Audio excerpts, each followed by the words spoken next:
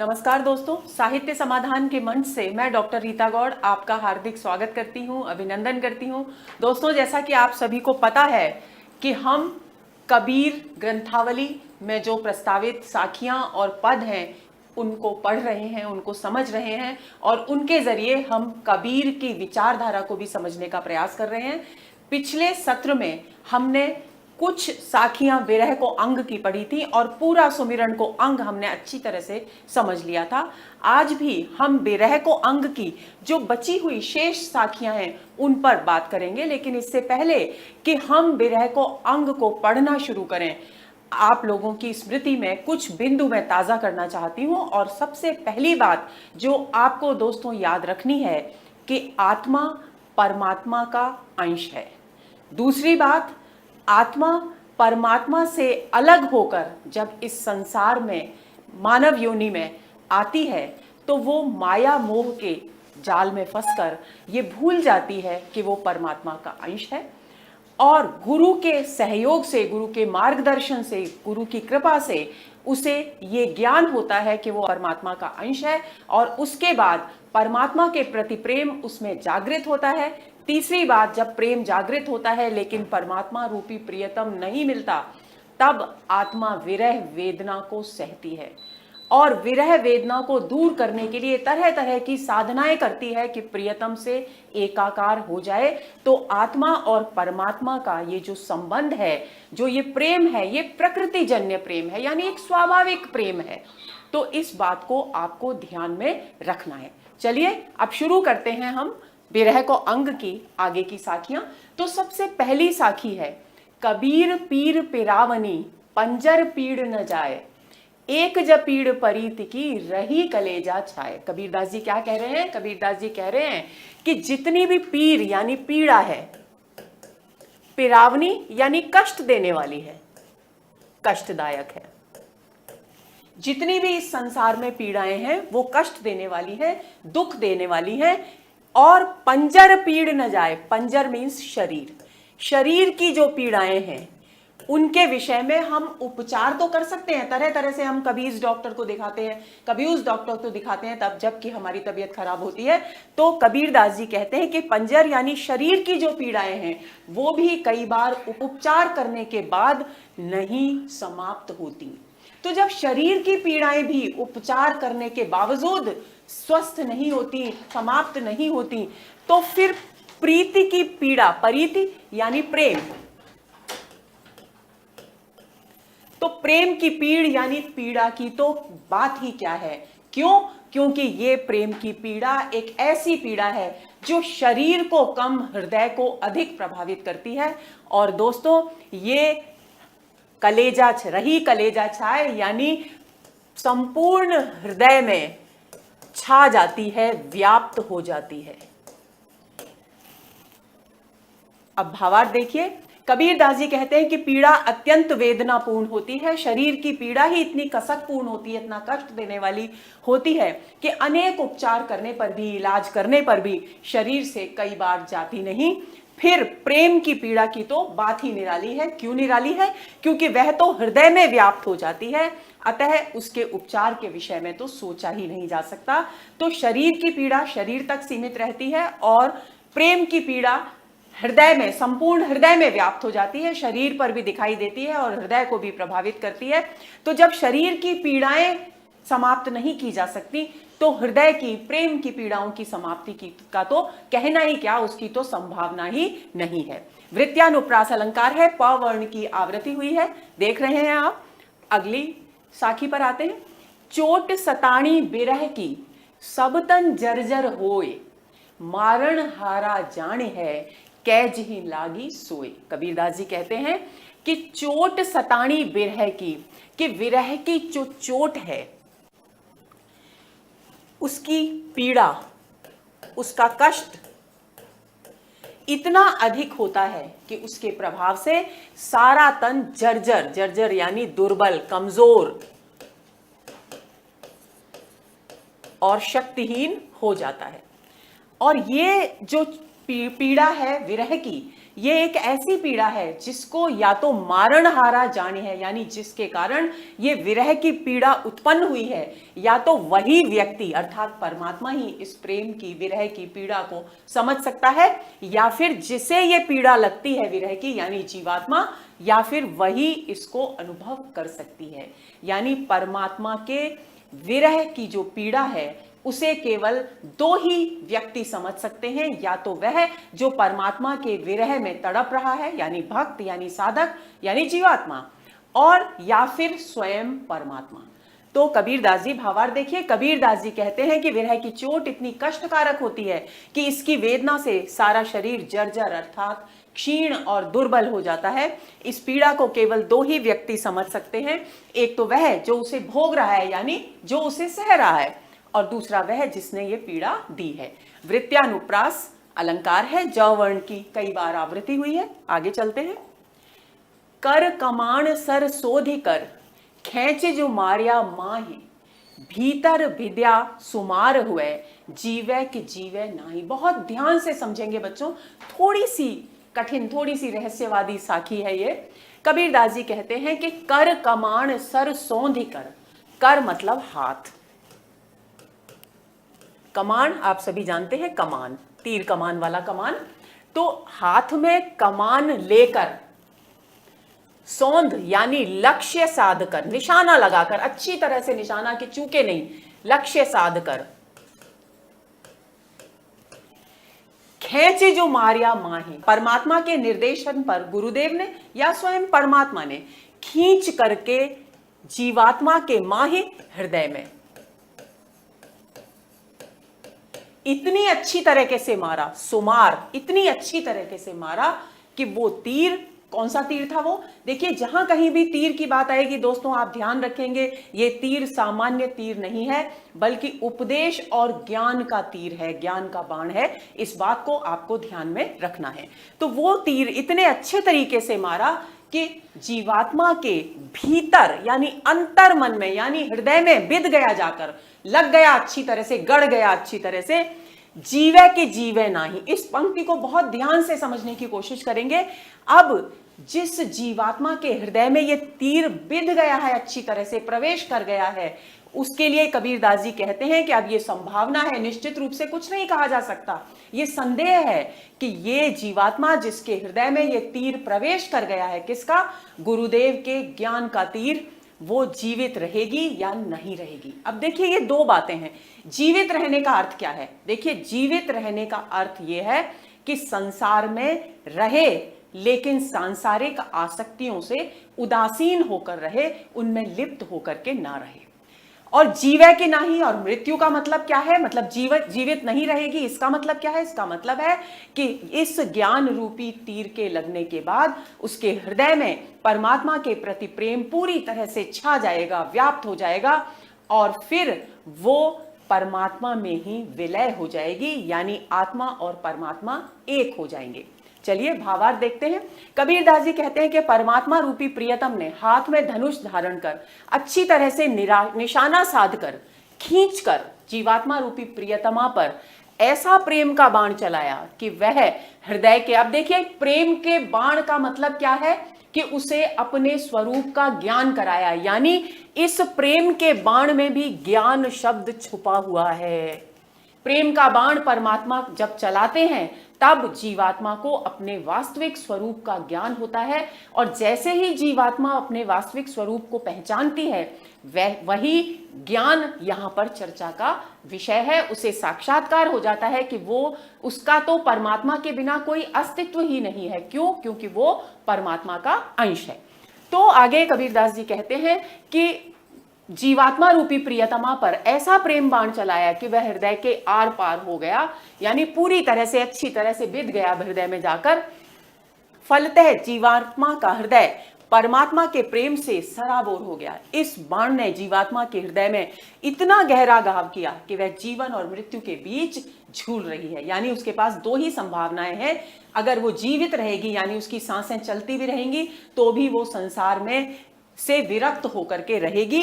और मृत्यु का अर्थ है कि वो शरीर का त्याग कर उसकी जो आत्मा है वो परमात्मा में लय हो जाएगी, अर्थात वह जीवित रहेगी या नहीं यह निश्चित रूप से नहीं कहा जा सकता। व्यंजित है कि परमात्मा के प्रेम से आहत व्यक्ति मृतक के समान हो जाता है। मृतक के समान क्यों हो जाता है, और कई साखियों में ये बिंदु आने वाला है दोस्तों।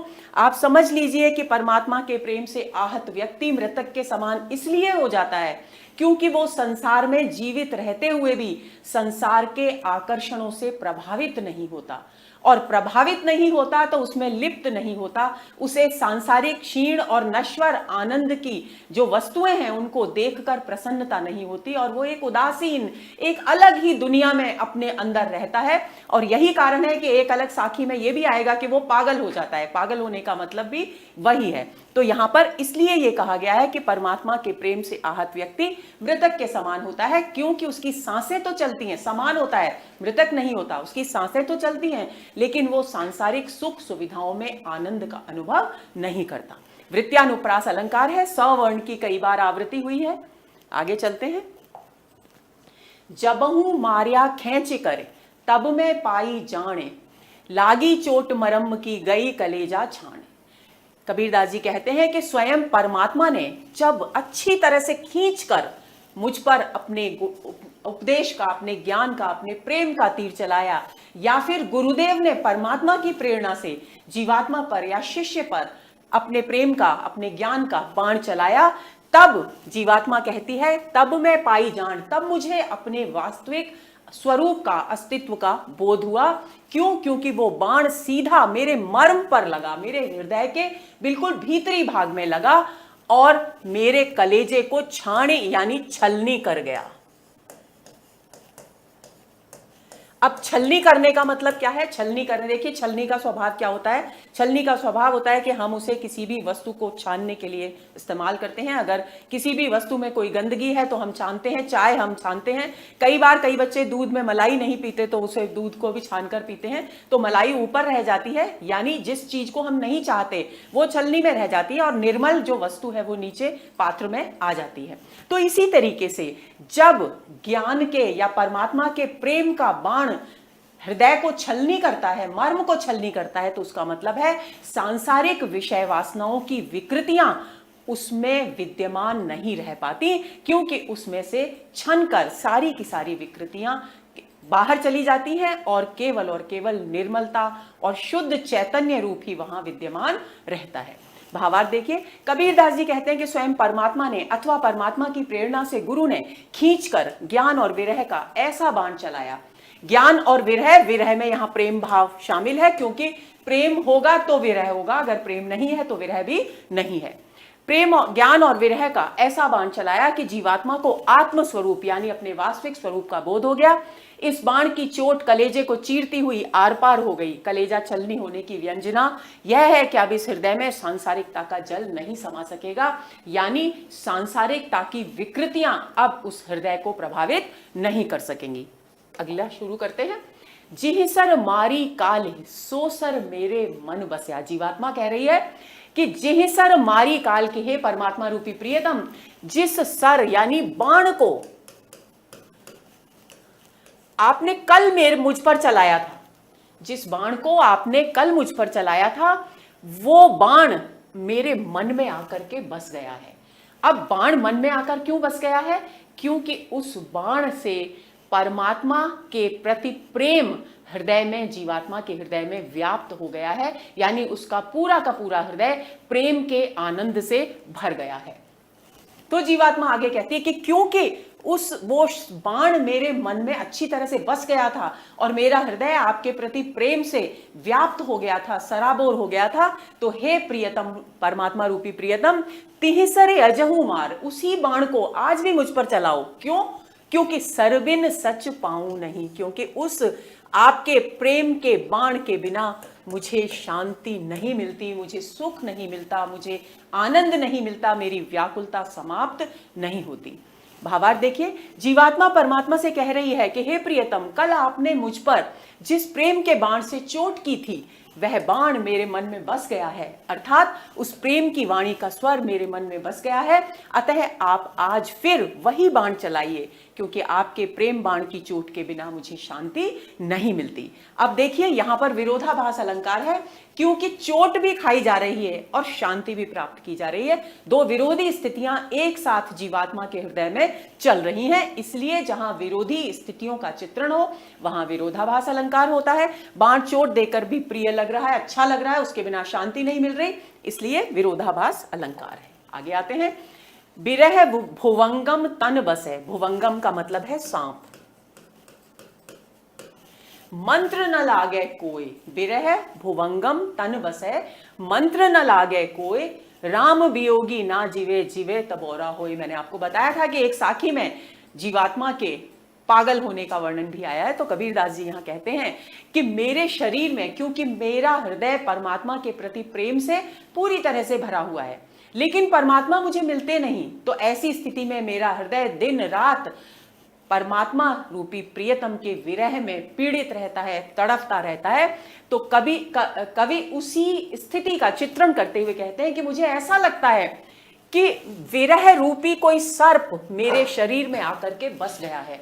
विरह रूपी सर्प क्यों कहा गया है? क्योंकि जिस तरह से सर्प डसता है, उसका जहर धीरे धीरे शरीर में फैलता है और धीरे धीरे शरीर पीड़ा के दौर से गुजरता है, उसी तरह से कबीर का जो शरीर है वो भी परमात्मा के विरह में दिन रात कष्ट भोगता रहता है और वो कष्ट धीरे धीरे बढ़ता जा रहा है। इसलिए उस विरह की पीड़ा की तुलना सर्प से की गई है।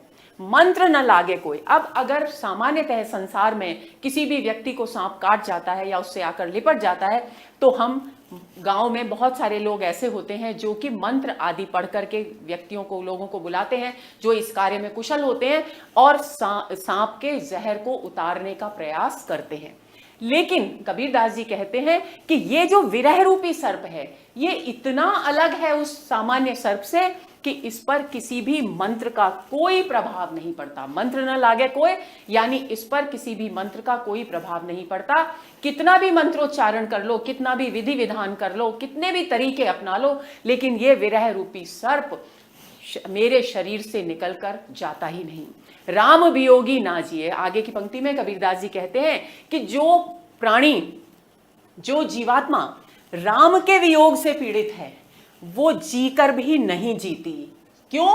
क्योंकि अभी मैंने पिछली साखी में आपको बताया कि सांसारिक आकर्षण उसे आनंदित नहीं करते, उसे सुख प्रदान नहीं करते, इसलिए वो जीते हुए, सांसें चलती हैं लेकिन जीते हुए भी संसार के प्रति उदासीन रहती है, उसमें आनंद का अनुभव नहीं करती, इसलिए जीते हुए भी मृतक के समान है। जीवे तो बोरा होए।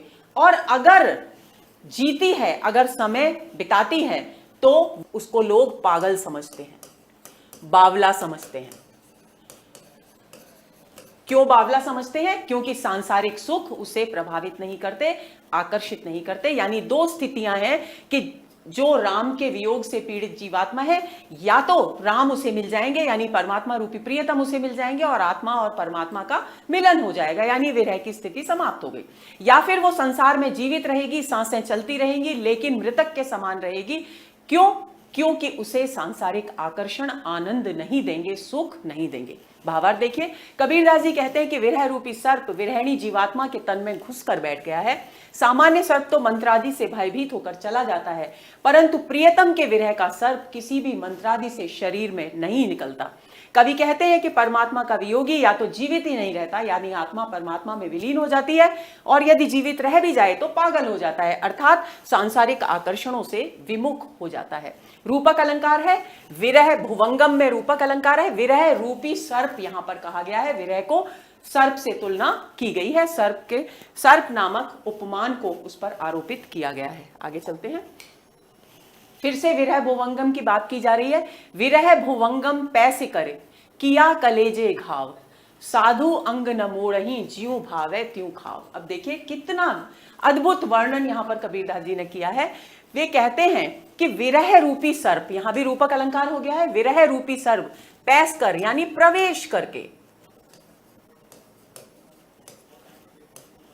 प्रवेश करके अंदर शरीर में, हृदय में बैठ गया है और उसने कलेजे में यानी हृदय में घाव कर दिया है, यानी हृदय को वो डस रहा है, तो हृदय में घाव हो गया है उसके डसने से।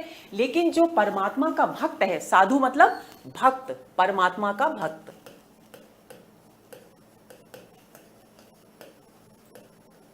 जो परमात्मा का भक्त है वो इस डर से, क्योंकि उसे परमात्मा से प्रेम है, तो परमात्मा के दिए हुए विरह से भी प्रेम है, उसकी पीड़ा से भी प्रेम है, तो वो चाहता ही नहीं कि ये विरह रूपी सर्प मेरे शरीर से निकल करके बाहर जाए। तो वो क्या करता है कि हृदय में बैठा है, व्याप्त है विरह रूपी सर्प, और धीरे धीरे हृदय को खा रहा है, उसमें घाव कर रहा है।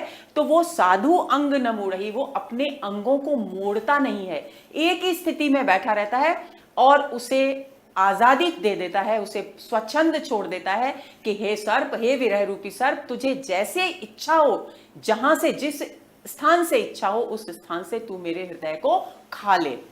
ज्यों भावे त्यों खाव, यानी जैसे तुझे अच्छा लगे तू मेरे हृदय को खा, लेकिन तू मेरे हृदय को छोड़कर मत जा। भावार्थ देखिए, कबीरदास जी कहते हैं कि विरह रूपी सर्प ने शरीर में प्रवेश कर जीवात्मा के कलेजे में घाव कर दिया है। साधु अर्थात परमात्मा का भक्त अपने अंगों को मोड़ता नहीं, ताकि विरह रूपी सर्प जैसी इच्छा हो वैसा उसके हृदय को खा ले। व्यंजित है कि सच्चे साधक साधना पथ की कठिनाइयों से घबराते नहीं, पीड़ाओं से घबराते नहीं, वे इतना अधिक परमात्मा के प्रति समर्पित होते हैं, परमात्मा के प्रेम में आकंठ डूबे रहते हैं कि उनकी दी हुई पीड़ा भी उन्हें सुख प्रदान करती है, आनंद प्रदान करती है। रूपक अलंकार है और वृत्यानुप्रास अलंकार है। आगे चलते हैं। सब रंग तंत रबाब तन, विरह बजावे नित, और न कोई सुन सके कै साई कै चित्त। देखिए कबीरदास जी यहां पर क्या कह रहे हैं कि मेरा जो शरीर है, यानी विरहिणी जीवात्मा का जो तन यानी शरीर है, वो रबाब नामक एक वाद्य यंत्र की तरह हो गया है।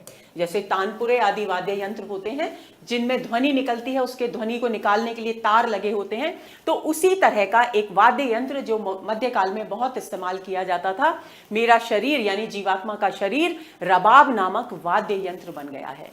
और मेरी जितनी भी रग यानी नसें हैं, वो उसके वो तार हैं, तंत्र हैं उसका, यानी उसको बजाने का जो साधन होता है, जो व्यवस्था होती है, जो तार आदि लगे होते हैं, वो पूरा का पूरा तंत्र मेरी नसें हैं, यानी मेरा पूरा का पूरा शरीर रबाब नामक एक वाद्य यंत्र बन गया है। और इस वाद्य यंत्र को कौन बजाता है? इस वाद्य यंत्र को नित्य प्रति विरह बजाता है, यानी परमात्मा का विरह, इसमें से अलग अलग प्रकार की ध्वनियां, अलग अलग प्रकार के प्रेम के संगीत निकालता है। और न कोई सुन सके कै साई कै चित्त, और इस वाद्य यंत्र से निकलने वाली ध्वनियां इतनी विचित्र होती हैं कि उन्हें कोई अन्य तीसरा व्यक्ति नहीं सुन सकता। केवल उस ध्वनि को, उस प्रेम के स्वर को कौन सुन सकता है? या तो जिसका शरीर विरह के द्वारा बजाया जा रहा है यानी जीवात्मा सुन सकती है, या फिर साई यानी परमात्मा सुन सकते हैं। सांग रूपक अलंकार है क्योंकि पूरे शरीर के रूपक के द्वारा रबाब को साकार किया गया है। आत्मा रूपी विरहिणी कह रही है कि परमात्मा के विरह में मेरा शरीर रबाब नामक वाद्य यंत्र बन गया है तथा मेरी शिराएं यानी मेरी नसें तांत बन गई हैं। विरह मेरे शरीर रूपी रबाब पर नित्य प्रेम का राग बजाता रहता है। इस राग की ध्वनि को कोई अन्य व्यक्ति नहीं सुन सकता।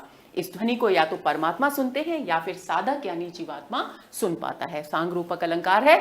अब प्रेम राग अनहद राग का संकेतक है।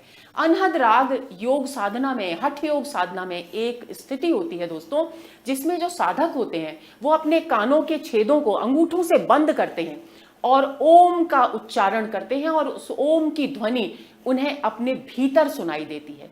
और ये जो भीतर सुनाई देने वाली ध्वनि है जो कभी रुकती नहीं, जब तक वो इस साधना को करते हैं, इस योग को करते हैं, तब तक निरंतर वे अपने हृदय में उस ओम की ध्वनि को सुनते हैं, और उसी को अनहद नाद कहा जाता है। अनहद यानी जिसकी सीमाएं नहीं है, ऐसा आनंद देने वाला राग कहा जाता है। तो इस बात की तरफ आप ध्यान देंगे। यहां जिस प्रेम गीत की बात की गई है, प्रेम के संगीत की, प्रेम की राग की बात की गई है, वो वास्तव में अनहद नाद है, क्योंकि कोई सा भी गीत गाया जाए उसे बाहर की दुनिया के द्वारा सुना ही जाएगा, लेकिन केवल एक अनहद नाद ऐसा नाद है जिसे हृदय में जीवात्मा सुन सकती है या फिर परमात्मा सुन सकते हैं। आगे चलें। बिरहा बिरहा जिन कहो, बिरहा है सुल्तान, जे घट बिरह न संचरे, सो घट सदा मसान। कबीरदास जी कह रहे हैं कि विरह विरह कह करके कि मैं विरह से पीड़ित हूं, मैं विरह से पीड़ित हूं, ऐसा कहकर विरह का अपमान मत करो, विरह की निंदा मत करो। क्यों? क्योंकि ये विरह परमात्मा के प्रेम से हमको मिला है। तो ये विरह हमारे लिए उतना ही महत्वपूर्ण है, उतना ही आनंददायक है जितना कि परमात्मा के प्रति हमारा प्रेम। इसलिए विरह विरह कहकर इसकी निंदा मत करो। बिरहा है सुल्तान, ये जो विरह है, जो परमात्मा के प्रेम से मिला हुआ जो विरह है, वो सुल्तान यानी राजा के समान है।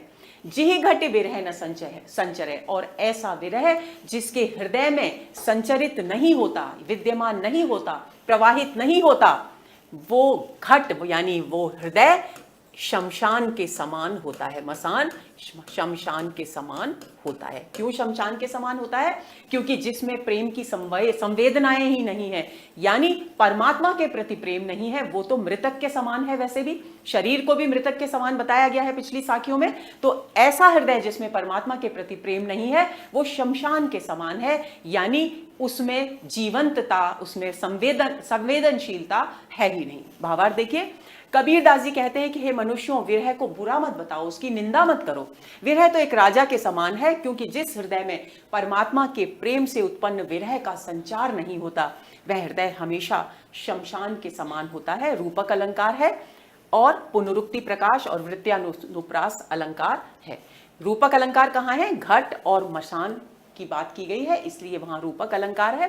बिरहा बिरहा में पुनरुक्ति आपको दिखाई दे ही रहा है, और वृत्त्यानुप्रास अलंकार में तो अब आप एक्सपर्ट हो ही चुके हैं। आगे चलें, अगली साखी है आंखड़ियां। देखिए, मैंने आपको पिछले सत्र में बताया था कि ये जो श आएगा, इसको हम ख की तरह इसका उच्चारण करेंगे। आंखड़ियां झाई पड़ी, पंथ निहारे निहारे, जी भड़िया छाला पड़िया, राम पुकार पुकार। कबीरदास जी अपने प्रेम की चरम अवस्था में पहुंच गए हैं और कह रहे हैं कि हे परमात्मा रूपी प्रियतम, आपकी प्रतीक्षा करते करते, और प्रतीक्षा जब हम किसी की करते हैं तो हम क्या करते हैं? राह देखते हैं। तो आपकी प्रतीक्षा में पंथ को देखते देखते, यानी रास्ते को देखते देखते कि न जाने कब आप आ जाएं, मेरी आंखों पर जाले आ गए हैं, यानी मेरी आंखों की जो रोशनी है वो मंदी पड़ गई है, हल्की पड़ गई है, मुझे कम दिखाई देने लगा है। झाई पड़ गई है यानी जाला आ गया है। आंखड़ियां आंखें, जी भड़िया छाला पड़िया, राम पुकार पुकार, और मैं न जाने कितने लंबे समय से अपनी जिह्वा से आपके नाम को पुकार रही हूं कि कब मेरी पुकार सुनकर आप आ जाएं। तो आपके आगमन की प्रतीक्षा में मुझे अपनी जीभ से आपका नाम पुकारते पुकारते मेरी जीभ पर क्या हो गया है? छाले पड़ गए हैं। लेकिन हे प्रियतम, हे परमात्मा रूपी प्रियतम, आप मेरे इतना पुकारने के बाद भी नहीं आए। कबीरदास जी कहते हैं कि हे प्रियतम, आपके आगमन की राह देखते देखते मेरी आंखों की ज्योति मंद हो गई है, और प्रियतम राम का नाम पुकारते पुकारते मेरी जीभ में छाले पड़ गए हैं। व्यंजित है कि दीर्घ काल बीत जाने के बाद भी प्रियतम के दर्शन नहीं हुए। अतिशयोक्ति अलंकार है। अतिशयोक्ति अलंकार मैंने पिछले सत्र में बताया था कि वह अलंकार होता है जहां पर लोक सीमा का उल्लंघन किया जाता है। लोक सीमा के उल्लंघन का मतलब है कि जैसा इस जगत में होना संभव ही नहीं है, जब वैसा वर्णन कविता में होता है तो वहां अतिशयोक्ति अलंकार होता है। और भी सरल शब्दों में जब किसी भी बात को बहुत बढ़ा चढ़ाकर, इतना बढ़ा चढ़ाकर कहा जाए कि वो संभावनाओं से बिल्कुल दूर हो जाए, वहां अतिशयोक्ति अलंकार होता है। और पुनरुक्ति अलंकार निहार निहारी में है। आगे चलेंगे। इस तन का दीवा करो, बाती मेलियों जीव, लोही सींचूं तेल सियूं, कब मुख देखो पीव। कबीरदास जी कहते हैं कि इस तन का दीवा करूं। कबीरदास जी के माध्यम से वास्तव में कौन कह रहा है? जीवात्मा रूपी प्रियतमा।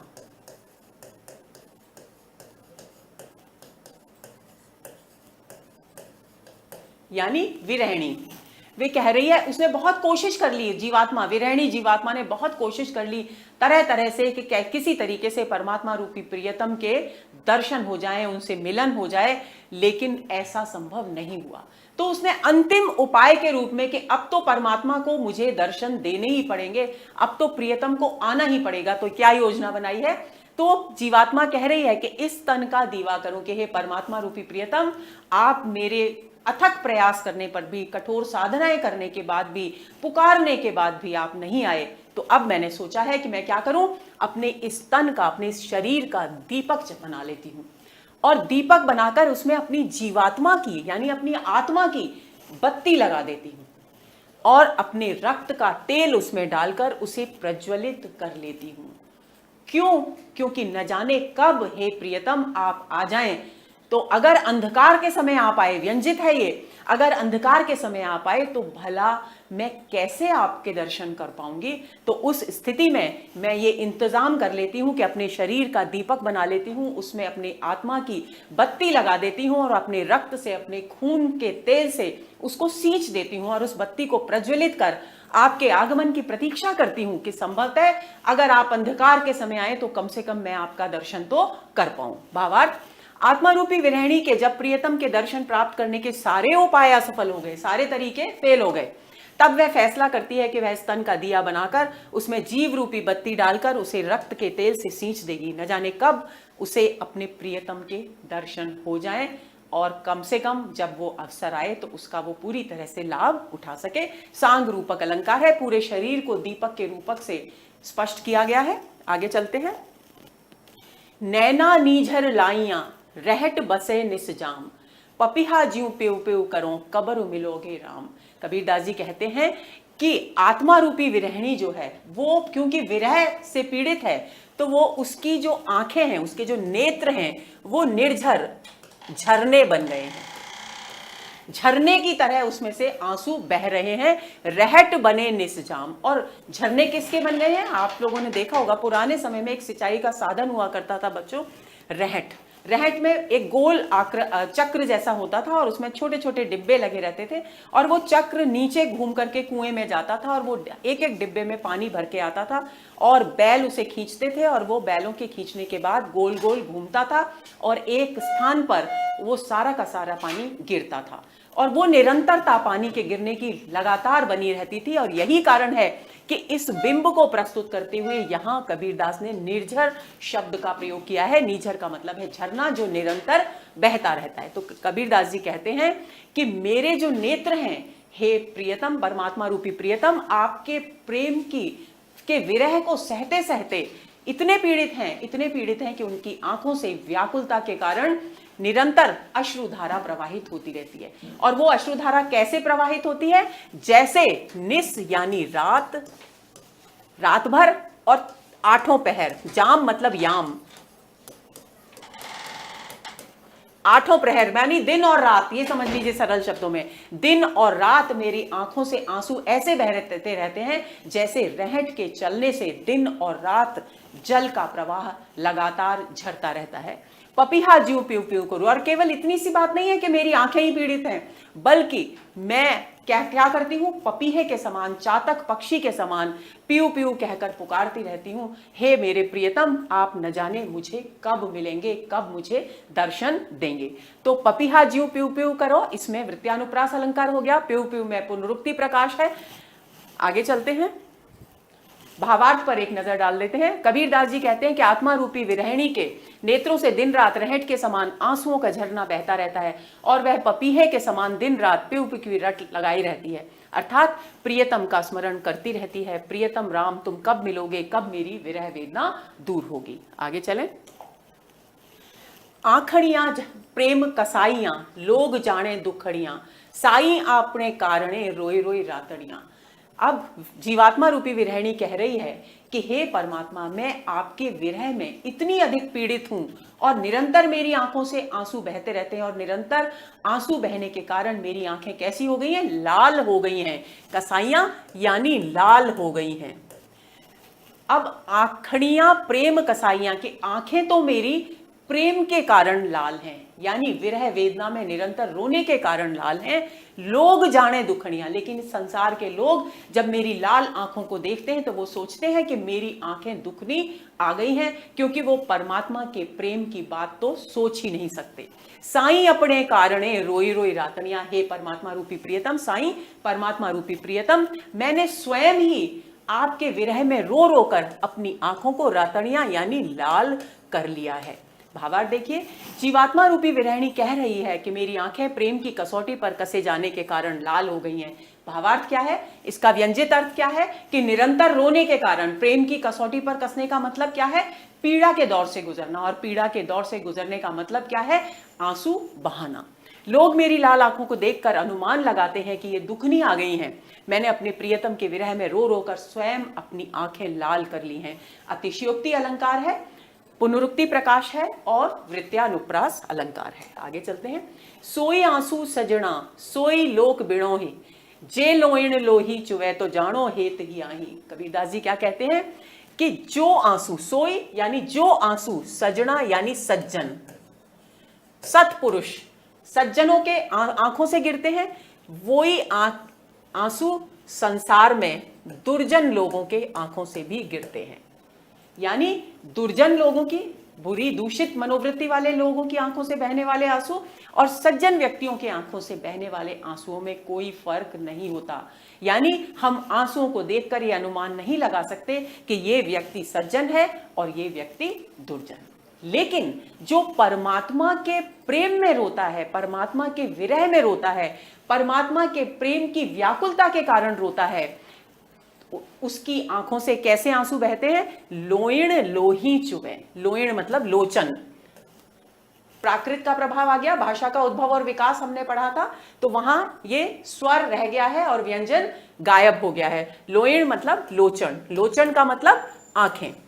यानी जिन आंखों से लोही यानी रक्त टपकने लगे वेदना के कारण, विरह के कारण, पीड़ा के कारण, तो समझो कि ये व्यक्ति हृदय का बहुत सच्चा है और ये परमात्मा से सच्चा प्रेम करता है। इसके हृदय में, ही इसके हृदय में सच्चा प्रेम है। हेत मतलब प्रेम है, और सच्चा प्रेम कौन सा है, परमात्मा के प्रति जीवात्मा का प्रेम।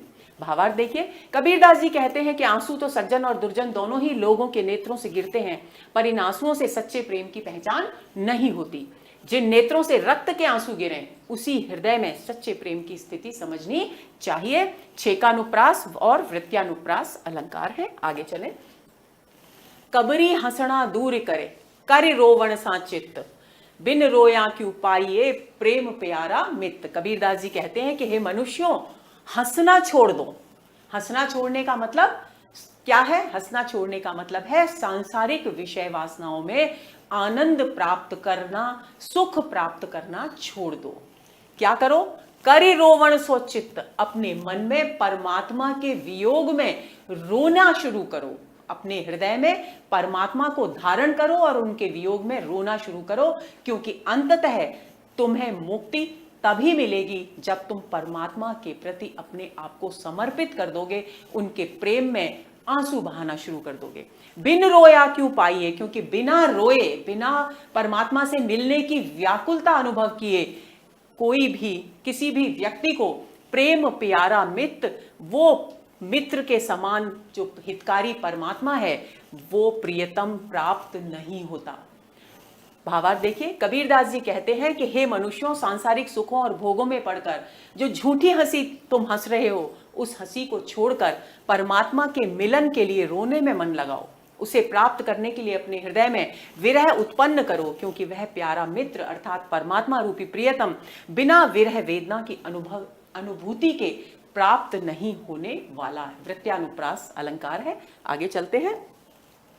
जो रोऊं तो बल घटे, हंसो तो राम रिसाए, मन ही माहे बिसूरना, जीव गुण काठ ही खाए। कबीरदास जी कहते हैं कि अगर मैं रोता हूं, यानी जीवात्मा, मेरी जीवात्मा अगर रोती है प्रियतम के वियोग में, तो मेरा बल घटता है, यानी मेरी शक्ति क्षीण होती है, मेरा शरीर दुर्बल होता है।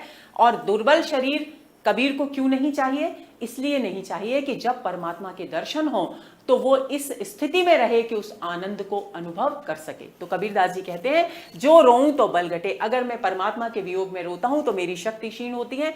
हंसूं तो राम रिसाए, और अगर मैं हंसता हूं तो राम नाराज हो जाते हैं, अप्रसन्न हो जाते हैं। अब हंसने पर राम क्यों नाराज हो रहे हैं, क्योंकि हंसता जीवात्मा कब है, जब वो सांसारिक विषय वासनाओं में लिप्त होता है। तो हंसने का अर्थ है सांसारिक विषय वासनाओं में आनंद पाना।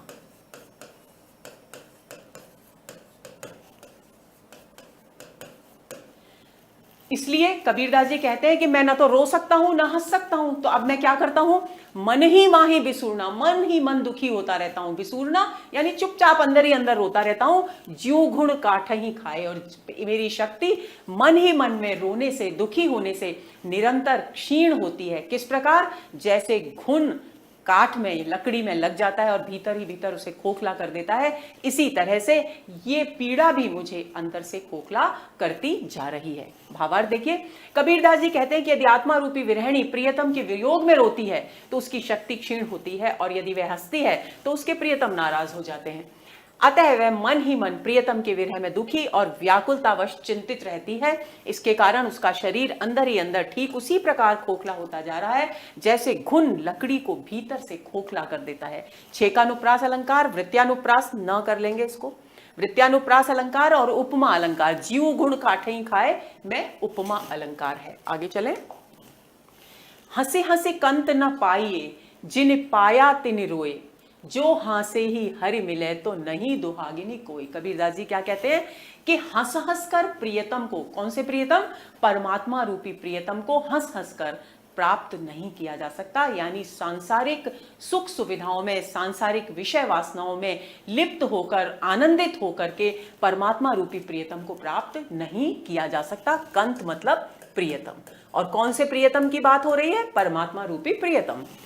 जिन्हें पाया तिन रोए, क्योंकि इस संसार में जिन भी जीवात्माओं ने, जिन भी मनुष्यों ने परमात्मा रूपी प्रियतम को पाया है, उन्होंने रो रो कर ही उन्हें पाया है। यानी उनके प्रेम की में व्याकुलता को अनुभव करके, पीड़ाओं को सहकर, कठिन साधनाओं की पीड़ाओं को सह करके ही परमात्मा रूपी प्रियतम को पाया है। आगे कबीरदास जी कहते हैं, जो हासे ही हरि मिले, यदि हंसने, सांसारिक विषय वासनाओं में लिप्त होने पर ही ईश्वर यानी परमात्मा मिल जाते, तो इस संसार में कोई भी स्त्री दुहागिनी यानी दुर्भाग्यशालिनी नहीं होती।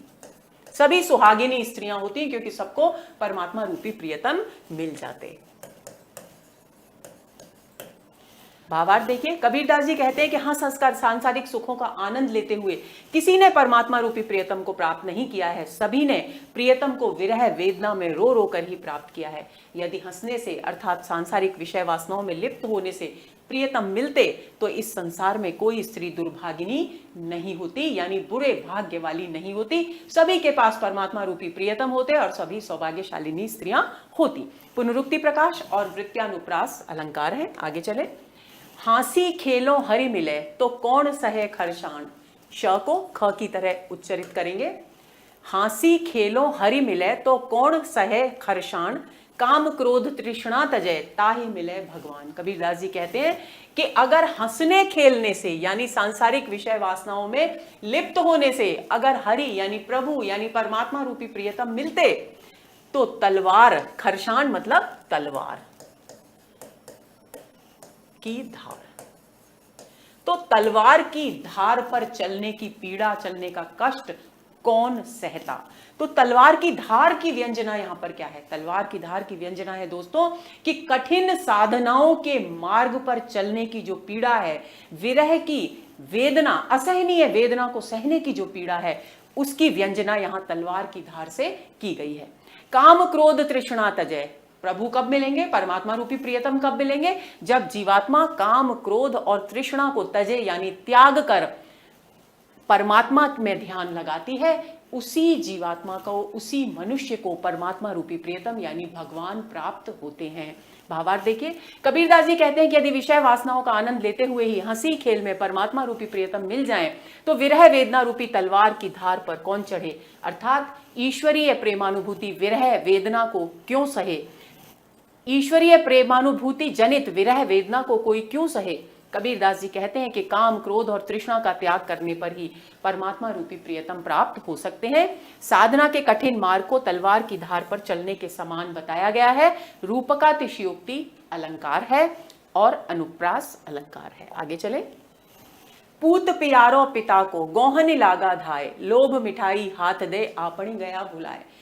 कबीरदास जी ने, अब देखिए, अभी तक तो परमात्मा रूपी प्रियतम है और जीवात्मा रूपी प्रियतमा है।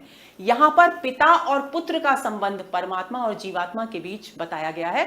पूत प्यारो पिता को, कि ये जो मनुष्य है, जो जीवात्मा है, ये अपने पिता यानी परमात्मा का प्यारा पुत्र है, गोहनी लागत है। तो जैसे ही वो परमात्मा ने उसे अपने आप से अलग किया, वैसे ही उस जीवात्मा ने उस अलगाव को, पिता से अपने अलगाव को में बहुत बेचैनी महसूस की और वो उसके पीछे धाए दौड़ा। क्यों दौड़ा? कि वो वापस उसे पकड़ ले और उसके साथ हो ले। गोहनी लागा यानी पकड़ने के लिए, पकड़कर साथ होने के लिए, साथ जाने के लिए, साथ जाने के लिए दौड़ा। लेकिन परमात्मा रूपी पिता तो परमात्मा है, पिता है, बहुत स्मार्ट है। तो क्या किया उन्होंने? लोभ मिठाई हाथ दे। उन्होंने सांसारिक विषय वासनाओं, लोभ आदि की मिठाई हाथ में दे दी। जैसे कि पिता घर से जाते हैं, सामान्यतः हमें देखने को मिलता है ये दृश्य, तो जब ऑफिस जाने लगते हैं तब बच्चे रोने लगते हैं और पिता उनको एक चक्कर कटवाते हैं गाड़ी में और उनको एक टॉफी चॉकलेट कुछ दिलवाते हैं और उनको बहलाकर अपनी तरफ से उनका ध्यान हटाकर टॉफी में केंद्रित करके चले जाते हैं। तो वही बात यहां पर कबीरदास जी ने वर्णित की है कि लोभ की, सांसारिक विषय वासनाओं की मिठाई हाथ में देकर वे स्वयं वहां से चले गए और उन्होंने इस तरह की लीला रची कि वो जीवात्मा अब परमात्मा से अपने पिता पुत्र के संबंध को बिल्कुल भूल गई। आपन गया भुलाए, और अपने आप को उन्होंने उससे भुला दिया। भावार्थ देखिए, कबीरदास जी कहते हैं कि परमात्मा रूपी पिता का प्रिय पुत्र जीवात्मा पिता के साथ जाने के लिए दौड़ पड़ा। आत्मा और परमात्मा का जो ये संबंध है, ये स्वाभाविक संबंध है। स्वाभाविक संबंध क्यों है? क्योंकि ये माना गया है दर्शन शास्त्र में कि आत्मा परमात्मा का ही अंश है। तो जो जिसका अंश है उसके प्रति उसका आकर्षण स्वाभाविक आकर्षण है, फिर चाहे उस आकर्षण को हम नाम पिता पुत्र का दें या प्रियतम और प्रियतमा का। किंतु परमात्मा रूपी पिता ने उसके हाथ में लोभ अर्थात सांसारिक आकर्षणों की मिठाई थमा दी और स्वयं को उसकी आंखों से ओझल कर लिया। वृत्यानुप्रास और रूपक अलंकार है। आगे चलते हैं। लोभ मिठाई में रूपक है, ये ध्यान देंगे आप। डारे खांड पटक करे अंतरे रोस उपाय, रोवत रोवत मिल गया पिता प्यारे जाए। देखिए, कई बार ऐसा होता है कि जब हम बच्चों को घर पर छोड़कर जाते हैं और उनके हाथ में चॉकलेट देते हैं तो कई बच्चे इतने सजग होते हैं कि वो उस चॉकलेट को फेंक देते हैं और गुस्सा करते हैं कि नहीं, हमें चॉकलेट नहीं चाहिए, हम तो आपके साथ ही जाएंगे। वही का वही सांसारिक बिंब यहां पर कबीरदास ने अभिव्यक्त किया है। वे कहते हैं कि डारे खांड, क्योंकि पिछली साखी में हमने क्या पढ़ा कि परमात्मा रूपी पिता ने पुत्र, जीवात्मा रूपी पुत्र के हाथ में लोभ की यानी सांसारिक आकर्षणों की मिठाई पकड़ा दी। अब जैसे ही उस पुत्र को पता चला, पुत्र बहुत समझदार था, जागरूक था, तो उसे पता चला कि ये लोभ की मिठाई तो मुझे मेरे परमात्मा रूपी पिता से अलग करने वाली है, तो इसको स्वीकार करना गलत होगा। तो उसने क्या किया? डारे खांड पटक कर, खांड मतलब मिठाई। जैसे ही उसे अपनी भूल का एहसास हुआ, वास्तविकता का बोध हुआ, उसने उस मिठाई को जो परमात्मा ने लोभ के रूप में दी थी उसे नीचे डाल दिया, पटक दिया। अंतरी रोष उपाय, और परमात्मा के प्रति अपना आक्रोश व्यक्त किया, रोष, गुस्सा व्यक्त किया कि मुझे अकेला यहां छोड़ गए हो और ये फालतू की चीजें मुझे पकड़ा गए हो, मुझे नहीं चाहिए, मुझे तो केवल आप चाहिए, आपका साथ चाहिए। रोवत रोवत, और रोते रोते जब परमात्मा ने देखा कि जीवात्मा की जो वेदना है वो किसी भी इतनी अधिक है कि वो किसी भी स्थिति में उससे अलग रहने को तैयार ही नहीं है, यानी उन्होंने उसके शुद्ध हृदय की चैतन्य अवस्था को समझ लिया। तो क्या हुआ? कबीरदास जी लिखते हैं, रोवत रोवत मिल गया। वो जो जीवात्मा था वो रोते रोते परमात्मा में लय हो गया और हमेशा के लिए प्यारे परमात्मा रूपी पिता का अंग बन गया। भावार्थ देखिए, कबीरदास जी कहते हैं कि जब इस लोभ रूपी मिठाई की सारहीनता, निरर्थकता जीवात्मा रूपी पुत्र ने अनुभव की, तब उसने उसे फेंक दिया, अर्थात लोभ का त्याग कर दिया। और फिर उसे अपने कृत्य पर क्रोध आया। उसने लोभ की तुच्छ मिठाई के कारण परमात्मा रूपी पिता को छोड़ दिया। इस वियोग में वह जीवात्मा रूपी पुत्र वेदना का अनुभव कर रोने लगा और रोता रोता अपने पिता के पास जा पहुंचा, अर्थात परमात्मा में लीन हो गया। पुनरुक्ति प्रकाश और वृत्यानुप्रास अलंकार है। आगे चलते हैं। नैना अंतरे आंचरू निसिदिन निरखों तोहे, ख करेंगे। हर बार मैं ध्यान दिला रही हूं आपको। नैना अंतरे आंचरू निसिदिन निरखों तोहे, कब हरि दर्शन देहुगे सो दिन आवे मोए। जो विरहिणी जीवात्मा है वो कह रही है कि हे प्रभु, इतना लंबा समय बीत गया है, मैं निरंतर आपके आगमन की, आपके दर्शनों की प्रतीक्षा कर रही हूं। वो दिन कब आएगा जब मैं आपको अपने नेत्रों में आंज लूंगी। आंजना शब्द जो है वो किसके लिए प्रयुक्त होता है? आंजना शब्द प्रयुक्त होता है काजल के लिए। तो जीवात्मा क्या कह रही है कि हे परमात्मा रूपी प्रियतम, वो दिन, वो शुभ अवसर कब आएगा मेरे जीवन में जब मैं आपके स्वरूप को काजल की तरह अपने नेत्रों में, अपनी आंखों में आंज लूंगी, यानी लगा लूंगी। अब काजल की तरह लगाने का, काजल किस तरीके से लगाया जाता है? पूरी आंखों में उंगली को फिराकर लगाया जाता है, यानी आंखों में व्यंजना क्या है? आंखों में अच्छी तरह से आपके स्वरूप को बसा लूंगी। वो दिन कब आएगा? निस दिन निरखूं तो। और फिर मुझे क्या लाभ होगा इसका? आंखों में काजल की तरह जब मैंने आपको लगा लिया तो दिन और रात आप तो मेरी आंखों में ही बसेंगे, और तब मैं आपको निरखो यानी देखा करूंगी, आपके दर्शन किया करूंगी। फिर मुझे आपके विरह में व्याकुल होने की, पीड़ा भोगने की आवश्यकता ही नहीं पड़ेगी। कब हरि दर्शन दोगे हे प्रभु, हे परमात्मा रूपी प्रियतम, आप मुझे कब दर्शन दोगे और कब वो दिन मेरे जीवन में आएगा? भावार्थ देखिए, जीवात्मा कहती है कि प्रभु, न जाने वह दिन कब आएगा जब मैं आपको काजल की तरह अपने नेत्रों में आंज कर दिन रात आपके दर्शन का लाभ प्राप्त करूंगी। हे प्रभु, न जाने आप मुझे कब दर्शन देंगे और कब इस शुभ दिन को मेरे जीवन में लाएंगे। वृत्यानुप्रास अलंकार है। आगे चलें। कबीर देखत दिन गया, निसुभी देखत जाए, बिरहिण पीव पावे नहीं, जियरा तल पे भाई। अब देखिए यहां पर ये जो भाई है ये है सखी, यानी एक जीवात्मा अपनी दूसरी जीवात्मा यानी दूसरी सखी से कह रही है। क्या कह रही है? कबीरदास जी कहते हैं देखत दिन गया, यानी क्या देखते हुए दिन गया? परमात्मा रूपी प्रियतम की प्रतीक्षा करते करते हे सखी सारा दिन बीत गया। निस भी देखत जाए, और देखते ही देखते ये रात भी बीती जा रही है, लेकिन परमात्मा रूपी प्रियतम नहीं आए, उनके दर्शन मुझे नहीं हुए। अब वो क्या कह रही है? विरहिणी, कि मैं परमात्मा रूपी प्रियतम के विरह में इतनी व्याकुल हूं कि मैं अगर प्रियतम को नहीं पाऊंगी तो मेरा हृदय जियरा तलपे, यानी हृदय अत्यधिक व्याकुल होता रहेगा और मैं किसी भी स्थिति में शांति को प्राप्त नहीं कर सकूंगी। तो अपनी उस विरह वेदना को और परमात्मा रूपी प्रियतम के न मिलने की पीड़ा को वो सखी से अभिव्यक्त कर रही है। भावार्थ देखिए, कबीरदास जी कहते हैं कि एक विरहिणी जीवात्मा दूसरी आत्मा को संबोधित करती हुई कह रही है कि हे सखी, प्रियतम की प्रतीक्षा में सारा दिन बीत गया, रात भी उन्हीं की राह देखते देखते व्यर्थ ही बीती जा रही है, मुझे प्रियतम के दर्शन प्राप्त नहीं हो पा रहे, इसलिए हे सखी मेरा हृदय सदैव प्रियतम के वियोग में तड़पता ही रहता है। छेकानुप्रास और वृत्यानुप्रास अलंकार हैं। आगे चलें। कै बिरहिन को मीच दे, कै आपा दिखलाए, आठ पहर का दांझना मोसों सहा न जाए। कबीरदास जी क्या कहते हैं? विरह की चरम अवस्था है। विरहिणी जीवात्मा क्या कह रही है कि कै विरहिन को मीच दे, कि हे परमात्मा रूपी प्रियतम, या तो आप मुझ विरहिणी को मृत्यु दे दो, या फिर आपा दिखलाए यानी अपने दर्शन दे दो। एक काम तो आपको करना पड़ेगा। ऑप्शंस दे दिए कि इनमें से एक काम तो करना पड़ेगा, या तो मृत्यु दे दो या अपने दर्शन दे दो। क्यों दे दो? आठ पहर का दांझना, ये आठों पहर यानी दिन और रात विरह की आग में दांझना यानी जलना, अब मुझसे सहा नहीं जाता। व्यंजना क्या है? व्यंजना ये है कि अब मैं किसी भी स्थिति में आपसे अलग नहीं रह सकती, मुझे या तो मृत्यु दे दो। तो मृत्यु देने का अर्थ क्या है? अगर जीवात्मा को मृत्यु मिल गई यानी शरीर से मुक्ति मिल गई तो आत्मा का परमात्मा में विलय निश्चित है, यानी परमात्मा रूपी प्रियतम से मिलन निश्चित है। और अगर परमात्मा ने अपने दर्शन दे दिए तो भी विलय निश्चित है, यानी दोनों ही तरफ से विरहिणी जीवात्मा लाभ में है, उसे हर स्थिति में परमात्मा में लय तो होना ही है। भावार्थ देखिए, कबीरदास जी कहते हैं कि प्रभु या तो मुझ विरहिणी को मृत्यु दे दो या फिर अपने स्वरूप के दर्शन दे दो, ताकि मेरी विरह वेदना समाप्त हो जाए, क्योंकि अब आठों पहर का विरह की आग में जलना मुझसे सहा नहीं जाता। आगे चले।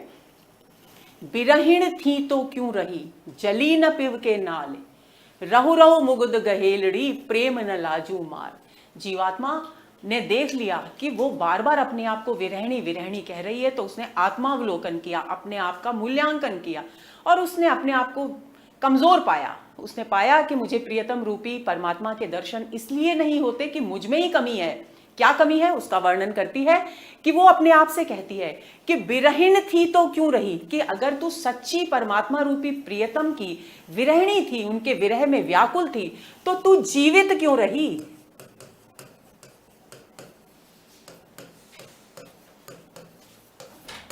रही का मतलब क्या है, जीवित क्यों रही। जली न पिव के नाल, कि तू अपने आप को उस विरह की अग्नि में जलाकर भस्म क्यों नहीं कर लिया, क्योंकि जैसे ही तू अपने आप को जला लेती वैसे ही तू प्रियतम के पास नाल मतलब समीप चली जाती। रहु रहु मुगुद गहेलड़ी प्रेम न लाजू मार। अब वो कहती है कि हे विरहिणी स्त्री, अपने आप को कोसती है कि हे गहेलड़ी यानी बावली, पागल, कि हे पागल नासमझ स्त्री, तू बार बार प्रियतम के विरह की बात करती है और प्रियतम के प्रति तेरा जो समर्पण है वो अधूरा है, क्योंकि अगर तू सच्ची विरहिणी होती तो तू विरह की आग में जलकर अपने आप को खत्म कर लेती और तेरा परमात्मा से मिलन हो जाता, लेकिन तूने ऐसा नहीं किया। तो यानी फिर तू अब विरह विरह कह करके अपने प्रेम को यानी परमात्मा के प्रति अपने प्रेम को लज्जित मत कर।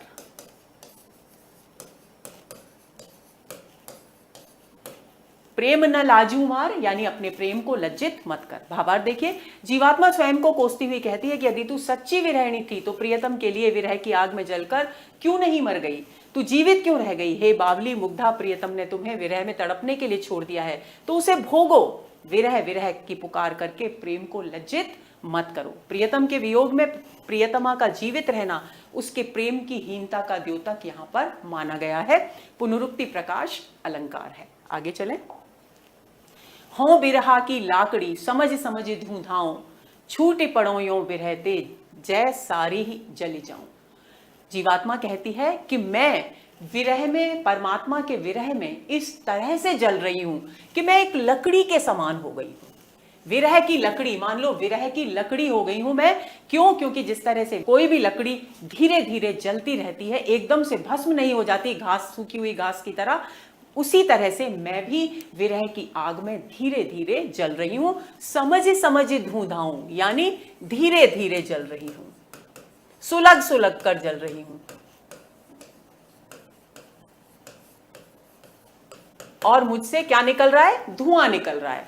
छूटे पड़ो यो विरहते, कि अब लेकिन हे परमात्मा रूपी प्रियतम, आप थोड़ा तो मेरी तरफ ध्यान दो। क्या ध्यान देना है? ध्यान देना है कि या तो मुझे इस विरह की आग से मुक्त कर दो, यानी मेरी आत्मा को परमात्मा में लय कर दो, या फिर मुझे एक साथ सारा जला दो। ये सुलग सुलग कर धीरे धीरे विरह की पीड़ा को, विरह की आग को सहना अब मुझसे सहा नहीं जाता। भावार्थ, जीवात्मा कहती है कि मैं विरह की अग्नि में पड़ी हुई गीली लकड़ी हूं जो आग में सुलग सुलग कर जलती है और धुआं देती है, अर्थात अधिक पीड़ा को भोगती है।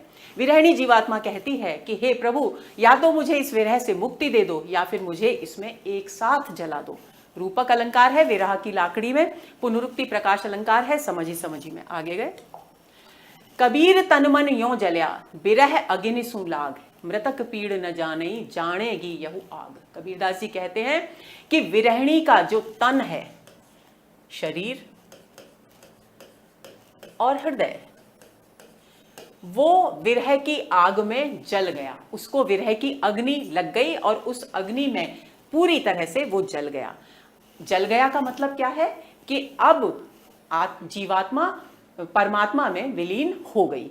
मृतक पीड़ न जानी, अब वो विरहिणी तो जल गई, यानी अचेतन अवस्था को प्राप्त हो गई। कई बार कोई भी हादसा होता है तो हम बेहोश हो जाते हैं, मूर्छित हो जाते हैं, उसी तरह की का वर्णन कर रहे हैं यहाँ कबीरदास जी कि वो अचेतन अवस्था को प्राप्त हो गई।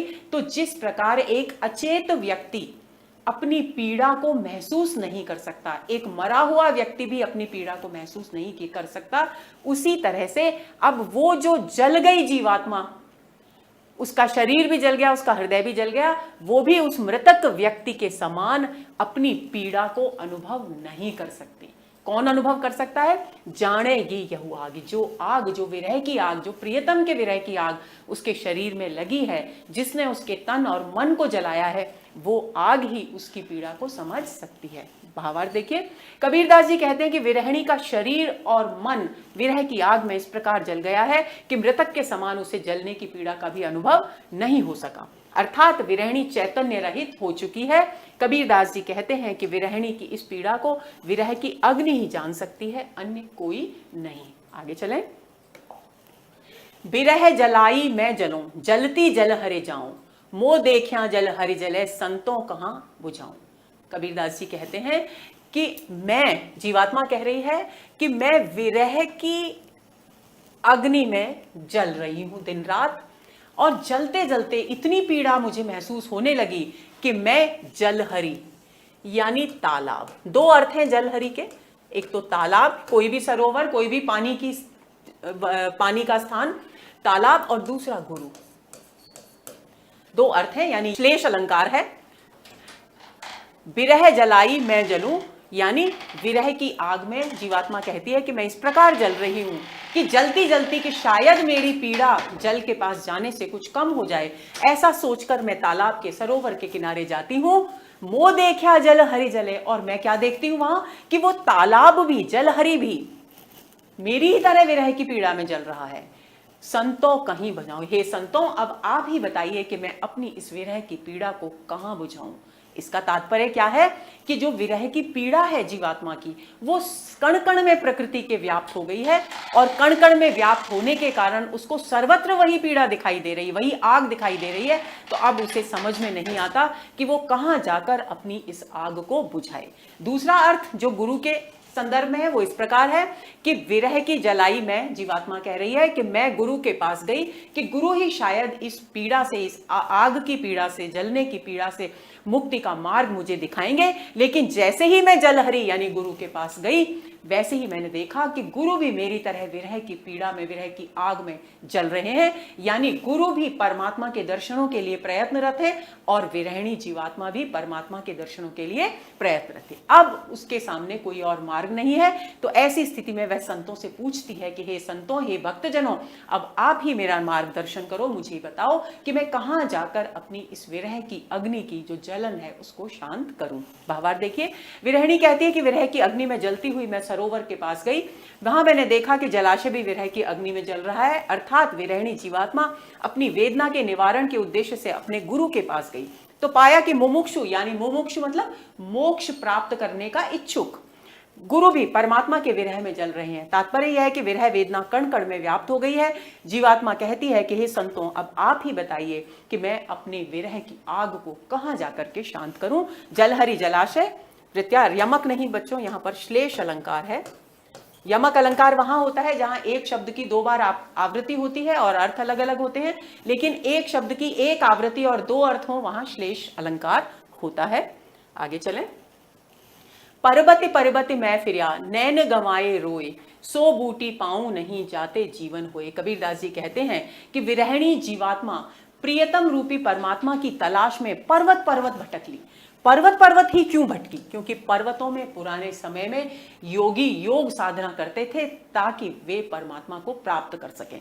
तो इसका व्यंजित अर्थ दोस्तों ये है कि उसने कई प्रकार के योग साधना के मार्ग अपनाए, कई प्रकार की साधनाएं की, जिससे कि वो किसी भी तरीके से परमात्मा रूपी प्रियतम को प्राप्त कर सके। परबति परबति मैं फिरिया का व्यंजित अर्थ ये है, नैन गंवाए रोए, और जब परमात्मा नहीं मिले तो उनके विरह के कारण, उनके विरह की वेदना के कारण उसने रोकर अपने नेत्र गंवा दिए। सो बूटी पाऊं नहीं जाते जीवन होए, और वह जीवात्मा कहने लगी कि मुझे वो बूटी यानी औषधि, संजीवनी बूटी तो आप सभी को याद है, तो उसी से बूटी का अर्थ याद रखेंगे कि वह औषधि मुझे नहीं मिली। कौन सी औषधि?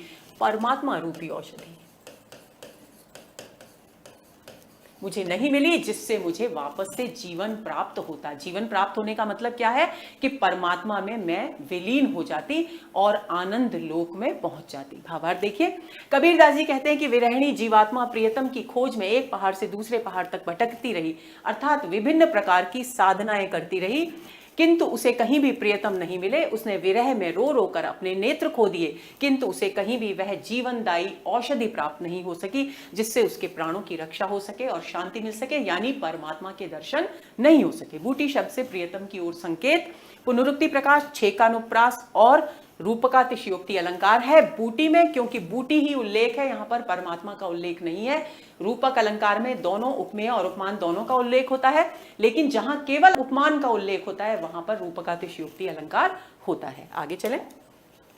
फाड़ी फुटोला धज करो, कामलड़ी पहराऊं, जिह जिह भेषा हरि मिले, सोई सोई भेष कराऊं। कबीरदास जी कहते हैं कि विरहिणी जीवात्मा के लिए अब विरह को सहना बहुत मुश्किल हो गया है। तो अब उसने क्या सोचा है कि कोई जो भी कोई उसे कुछ कहता है कि तू अगर ऐसा वेश धारण करेगी तो तुझे प्रियतम मिल जाएंगे, तो उसी बात का वर्णन करती हुई कबीरदास जी कहते हैं कि जीवात्मा, विरहिणी जीवात्मा कह रही है कि फाड़े फुटोला, फुटोला रेशमी वस्त्र या ओढ़नी, कुछ भी कह लीजिए, कि रेशमी ओढ़नी को मैं फाड़कर ध्वजा बना लूंगी। किसकी? परमात्मा के नाम की ध्वजा। कामलड़ी पहराऊं, कामलड़ी यानी कंबल धारण कर लूंगी शरीर पर, यानी कोई तरह का श्रृंगार मैं नहीं करूंगी। जिह जिह भेषा हरि मिले, और जो बताएगा कि इस भेष में ईश्वर प्राप्त हो जाएंगे, परमात्मा प्राप्त हो जाएंगे, मैं उन्हें प्राप्त करने के लिए वही वेश धारण करूंगी। पुनरुक्ति प्रकाश और छेकानुप्रास अलंकार है। आगे चलते हैं। नैन हमारे जल गए, छिन छिन लोड़े तुझ, ना तू मिले न मैं खुशी, ऐसी बेदन मुझ। कबीरदास जी कहते हैं कि हे परमात्मा रूपी प्रियतम, आपकी प्रतीक्षा में रोते रोते मेरे जो नेत्र हैं विरह की आग में जल गए हैं। और क्या करते हैं? लोड़े मतलब प्रतीक्षा, यानी छिन छिन लोड़े तुझ, यानी प्रतिक्षण हर पल आपकी प्रतीक्षा करते रहते हैं। लेकिन परिणाम क्या होता है? ना तू मिले न मैं खुशी, कि आप मुझे मिलते ही नहीं, आप मुझे दर्शन देते ही नहीं।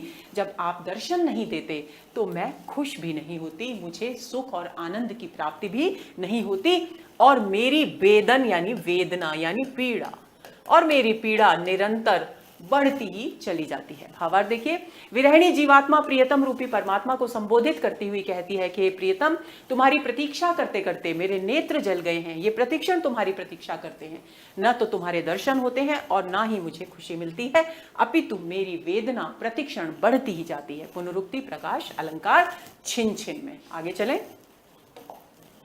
भेला पाया श्रम सो, भय सागर के माह, जो छाड़ो तो डूबी हो, गहो तडसिए बाह। कबीरदास जी कह रहे हैं कि इस संसार सागर में मैंने मानव शरीर बड़े परिश्रम से, अनेक योनियों में भटकने के बाद बड़े परिश्रम से मैंने भेला यानी बेड़ा। कौन सा बेड़ा? मानव शरीर रूपी बेड़ा।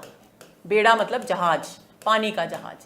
तो मानव शरीर रूपी बेड़ा, यानी मानव शरीर का वर्णन नहीं किया गया है, केवल और केवल उपमान का वर्णन है, तो रूपकातिशयोक्ति अलंकार हो गया। तो भेला, मैंने बहुत कठिन परिश्रम से अनेक योनियों में भटक भटक करके इस मानव शरीर रूपी बेड़े को प्राप्त किया है। लेकिन अब परेशानी क्या है? परेशानी यह है कि अब मैं भव सागर, भय सागर यानी भव सागर यानी संसार रूपी सागर के बिल्कुल माह बीचों बीच हूं, मझदार में हूं। अब स्थिति क्या है कि अगर मैं इस बेड़े को छोड़ता हूं तो मैं संसार सागर में डूब जाता हूं, यानी परमात्मा मुझे नहीं मिल पाते, मेरी आत्मा परमात्मा में लीन नहीं हो पाती। और गहों, और अगर मैं इस बेड़े पर रह करके, सवार होकर के ही परमात्मा को प्राप्त करने की कोशिश करता हूं, तो इस बेड़े में सर्प, विषय वासनाओं के सर्प लिपटे हुए हैं, तो वे विषय वासनाओं के सर्प मुझे डस लेंगे, यानी दोनों ही स्थितियों में मेरी परमात्मा से मुलाकात नहीं हो पाएगी, मेरी जीवात्मा परमात्मा के दर्शन नहीं कर पाएगी। कबीरदास जी कहते हैं कि संसार सागर को पार करने के लिए बड़ी मेहनत से मैंने ये मानव शरीर रूपी बेड़ा प्राप्त किया है, परंतु इस बेड़े में विषय वासना का सर्प, डसिए शब्द से देखो पता चल रहा है कि विषय वासना के सर्प की बात हो रही है। इतनी तगड़ी, इतनी सशक्त व्यंजना है यहां पर, विषय वासना का सर्प। तो ये व्यंजित है। अब मेरी दुविधा यह है कि यदि मैं इस बेड़े को बीच में छोड़ दूं तो भवसागर में डूब जाऊंगा, अर्थात मुक्ति का अवसर खो जाएगा, क्योंकि मुक्ति ऐसा कहा जाता है कि केवल और केवल मानव शरीर को प्राप्त करके ही प्राप्त हो सकती है। यदि मैं इस बेड़े को पूरी तरह से सवार हो जाऊं तो यह विषय वासना का सर्प मुझे डस लेगा, क्योंकि शरीर के में सवार होने का, शरीर की सुख सुविधाओं को भोगने का अर्थ है कि सांसारिक विषय वासनाओं में लिप्त होना। रूपकातिशयोक्ति अलंकार। अब इसमें क्या संकेत किया गया है? इसमें कबीर ने मध्यम मार्ग की ओर संकेत किया है कि पूर्ण विरक्ति और पूर्ण आसक्ति के बीच संतुलन आवश्यक है। ना तो पूरी तरह से विरक्त होकर के, यानी विषय वासनाओं इस मानव शरीर के बेड़े को छोड़ दिया जाए, वो भी नहीं होना चाहिए, और पूरी तरह से विषय वासनाओं में लिप्त हो, वो भी नहीं होना चाहिए। ईश्वर को प्राप्त करने के लिए मध्यम मार्ग ही सर्वश्रेष्ठ मार्ग है। ये इस साखी में व्यंजित है। आगे चलें। रैण दूर बिछोहिया रहरे संखम झूरे, देवल देवल दाहड़ी देखी उगे सूर्य। संगम का मतलब है चकवा, चकवा पक्षी, चकवा चकवी साहित्य में बहुत सुन चुके हैं आप लोग।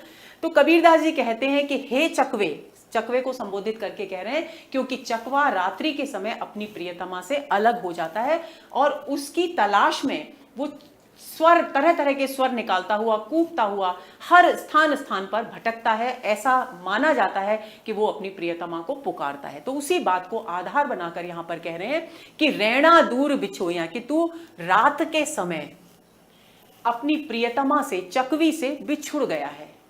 हे चकवा पक्षी, तू रात के समय अपनी प्रियतमा से बिछड़ गया है, यानी तेरे पास ये सुख है कि सवेरा होते ही, सूर्योदय होते ही तू अपनी प्रियतमा से मिल लेगा। लेकिन फिर भी तुझे पता है कि सुबह होने पर ही मुलाकात होगी, फिर भी तू देवली देवल यानी मंदिर मंदिर यानी स्थान स्थान पर दौड़ लगाकर और उसकी तलाश कर रहा है। अभिप्राय ये है कि कबीरदास जी ये कहना चाहते हैं कि लेकिन इसके विपरीत, तेरी स्थिति के विपरीत मेरी जीवात्मा की स्थिति बिल्कुल अलग है। मैं अज्ञानता की रात्रि में परमात्मा से बिछुड़ गया हूं। कौन सी रात्रि? अज्ञानता की रात्रि।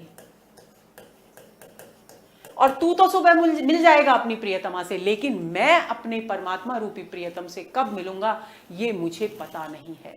तो मैं कितना भी स्थान स्थान पर उसे तलाश कर रहा हूं, लेकिन फिर भी मुझे सफलता नहीं मिलती। क्योंकि मुझे भी सफलता कब मिलेगी, कब परमात्मा के दर्शन होंगे? जब सूर्य उदित होगा, जब ज्ञान का प्रकाश होगा। तो जैसे सूर्योदय होने पर चकवा पक्षी प्रियतम से मिलेगा, सामान्य अर्थ, लेकिन विशिष्ट अर्थ कि ज्ञान के सूर्य के उदित होने पर ही कबीरदास जी यानी जीवात्मा को परमात्मा के दर्शन होंगे। भावार्थ देखिए, कबीरदास जी कहते हैं कि चक्रवाक रात्रि ने तेरे प्रियतम को तुझसे दूर कर दिया है। अब तू बिलख बिलख कर उच्च वाणी में घर घर जाकर उसके लिए पुकार लगा रहा है, परंतु तेरा प्रियतम से मिलन तो सूर्य के उदित होने पर ही होगा। अर्थात हे जीवात्मा, तू अज्ञान रूपी रात्रि में अपने प्रियतम से बिछुड़ गई है, इसलिए तू वेदना के कारण स्थान स्थान पर जाकर प्रियतम को पुकार रही है, किंतु तेरा प्रियतम से मिलन तो ज्ञान रूपी सूर्य के उदित होने पर ही होगा। पुनरुक्ति प्रकाश और रूपकातिशयोक्ति अलंकार है। आगे चलते हैं।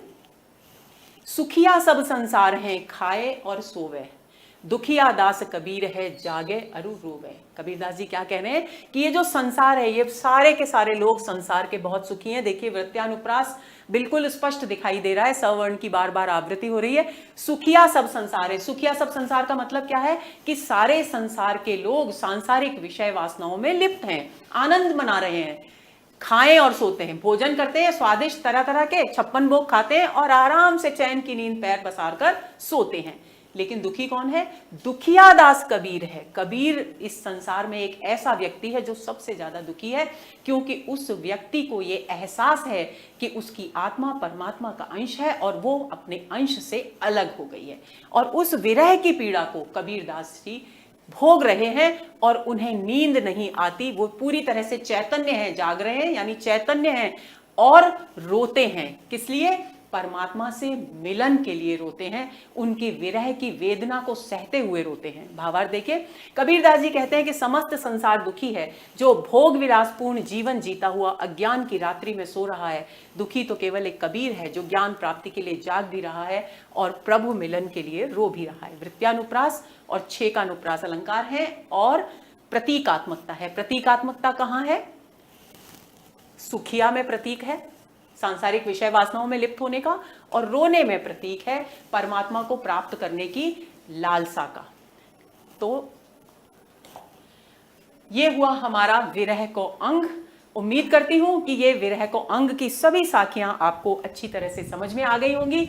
अगले अंक पर अगले सत्र में इसी तरह से पूरे विश्लेषण और पूरी व्याख्या के साथ हम बात करेंगे और समझे अच्छी तरह समझेंगे और इस तरीके से समझेंगे कि सारे प्रश्नों के उत्तर दे सके। तब तक प्रतीक्षा में रहिए, क्योंकि इंतजार का फल हमेशा मीठा होता है। नमस्कार।